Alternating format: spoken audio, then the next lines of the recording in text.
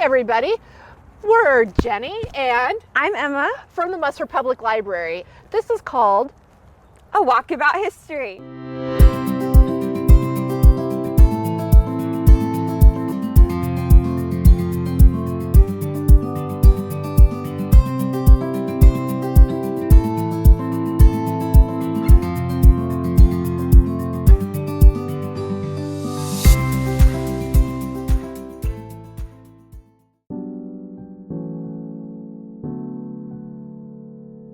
I was a bit surprised when I saw a newspaper headline beginning with the words, "Lilac Thieves."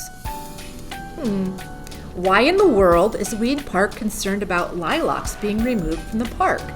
Well, let me tell you, here's why. In 1939, the Muscatine Garden Club planted 48 lilac bushes on the north side of the lagoon.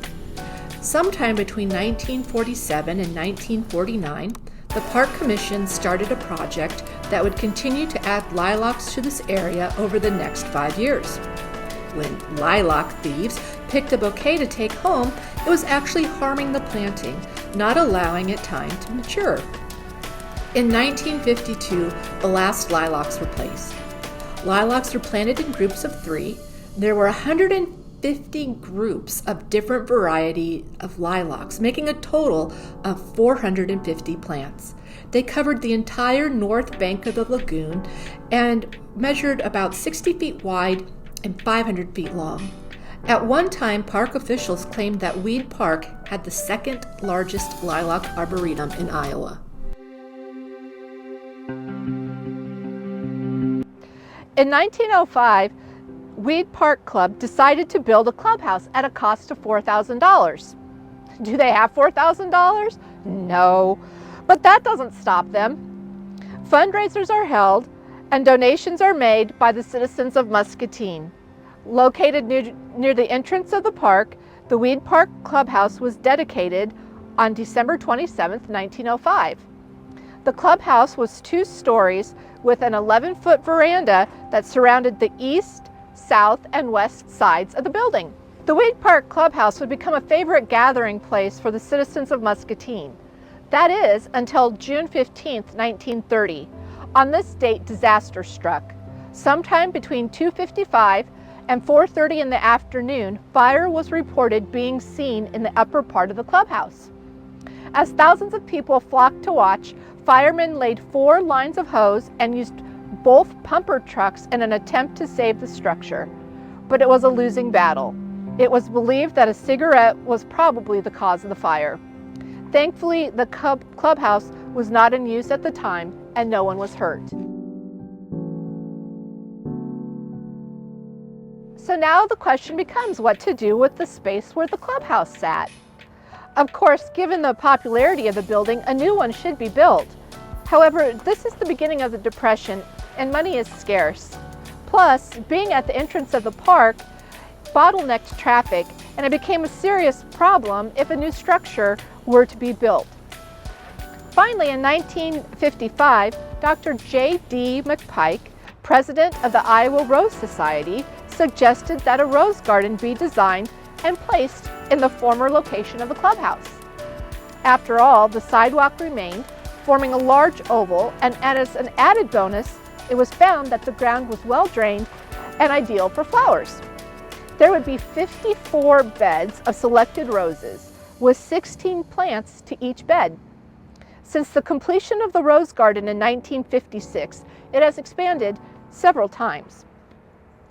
Another little bit of information about the rose garden is it was an accredited show garden with All-American Rose Selections, which was a nonprofit association created by the American rose industry to introduce new varieties and promote rose interest. It stopped operating in 2013. One source I found said that there are currently 12 beds of roses with more than 20 different varieties. So be sure to take the time to smell the roses the next time you visit Weed Park.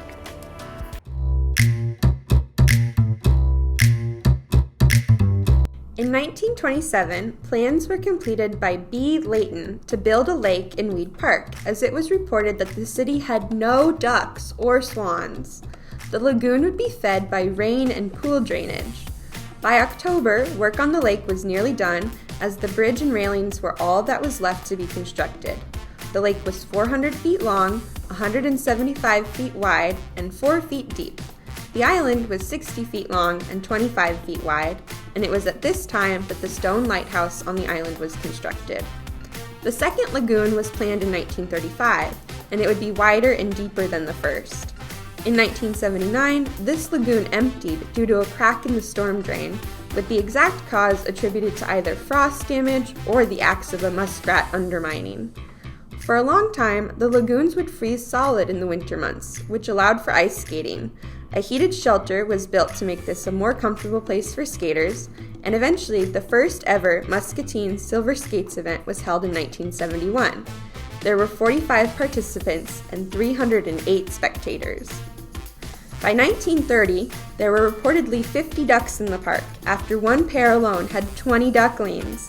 At that time, there were also 2 swans and 3 geese. Numbers dropped in 1932 after approximately 30 ducks were stolen from the lagoon. Now, I'm not sure how you steal 30 ducks or prove that they didn't just fly away on their own, but police placed a $25 reward on the arrest of parties involved in this theft. Fishing is currently allowed from the lagoons in Weed Park, and the ponds have been heavily stocked since their beginnings. In 1934, the lagoon reportedly had over 10,000 fish, and park officials only wanted to keep 2,000. Between the parks and staff from the Fairport Fish Hatchery, it took 3 carloads to move the fish from the lagoon to the slough. Some final totals of fish pulled were 35,000 bluegills, 18,000 fingerling bass, and 240 adult bass. In 1935, sunfish and bass were moved to the slough. Then, in September 1939, a mystery. The fish had been poisoned. The estimated death toll was 10,000 fish. Lab tests in the following day found that the levels of alkaline were abnormally high, and it was decided that because the showers and pool drain into the lagoon, the alkaline soap solution must have been making its way there as well. The fish have certainly bounced back since then, as a 2-pound goldfish was caught in 1973, a potential state record at the time, and in 1993, used Christmas trees were laid on the ice so that as the ice melted and the trees sunk to the bottom, they would provide new habitats for the fish. Unlike the birds and the fish, the snapping turtles in the Weed Park Lagoon do not have a history as being treasured residents. In July 1934, William Bill Eberling, the special officer at Weed Park, investigated a strange noise. His detective work led him to a large sewer tunnel where, about 150 feet from the lagoon, he discovered a boy and a girl, about 8 and 6 years old, standing on opposite sides of a huge snapping turtle and howling at the top of their lungs. The officer determined that the boy had stepped over the turtle without noticing, but the girl was barred from following by the jaws of this grumpy turtle. The journal recounted, "Here, with the boy afraid to pass the tortoise, and the girl unwilling to retrace her steps alone and to leave her companion stranded, they had maintained their positions in the tunnel from about 4:30 to 7:30 p.m. when Eberling found them there. In his efforts to rescue the children, the snapping turtle was killed."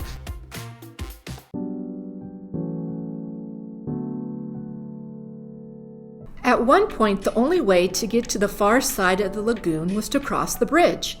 This area was referred to as Vesper Hill. On June 27, 1939, the hillside area was dedicated to the Christian youth of Muscatine and vicinity by the Muscatine Park Board. Originally, the hillside contained a wooden cross and a native rock altar or podium with a cement open Bible on top. During a reunion held on June 23, 1959, a new concrete cross was dedicated. I think the cross from 1951 is the one that still stands today.